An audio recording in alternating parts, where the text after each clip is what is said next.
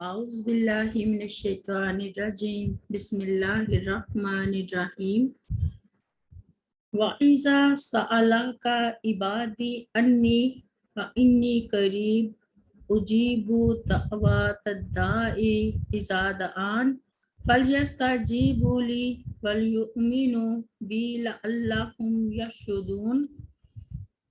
اور جب میرے بندے تجھ سے میرے بارے میں سوال کریں تو میں بے شک قریب ہوں، میں پکارنے والے کی دعا قبول کرتا ہوں جب وہ مجھے پکارتا ہے، تو لازم ہے کہ وہ میری بات مانیں اور مجھ پر ایمان لائیں تاکہ وہ ہدایت پائیں۔ یہ آیت گزشتہ آیت کے مضمون کی تکمیل ہے۔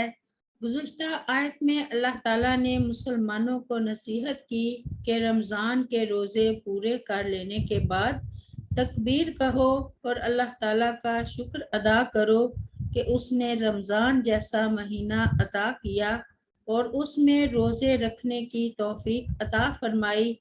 اور اب اس آیت میں اللہ تعالیٰ نے خبر دی کہ وہ اللہ جسے وہ یاد کریں گے اور جس کا شکر ادا کریں گے ان سے قریب ہے۔ روزوں کے احکام کے درمیان دعا کے ذکر سے مقصد اس طرف اشارہ ہے کہ رمضان میں دعا کی بڑی اہمیت ہے۔ سیدنا ابو ہریرہ رضی اللہ عنہ بیان کرتے ہیں کہ رسول اللہ صلی اللہ علیہ وسلم نے فرمایا، بے شک اللہ تعالیٰ فرماتا ہے کہ میں اپنے بندے کے گمان کے ساتھ ہوں، جو وہ میرے ساتھ رکھتا ہے اور میں اس کے ساتھ ہوتا ہوں جب وہ مجھے یاد کرتا ہے۔ بخاری کی روایت ہے۔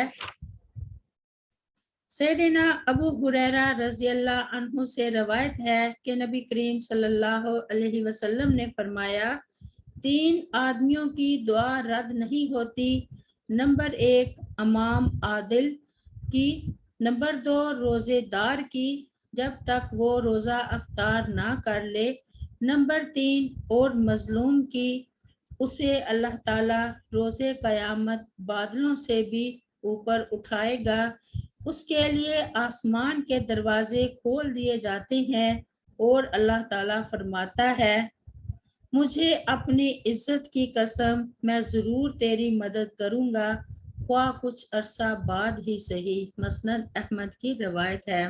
سبحان ربک رب العزت عما یصفون وسلام علی المرسلین والحمد للہ رب العالمین۔ السلام علیکم ورحمۃ اللہ وبرکاتہ۔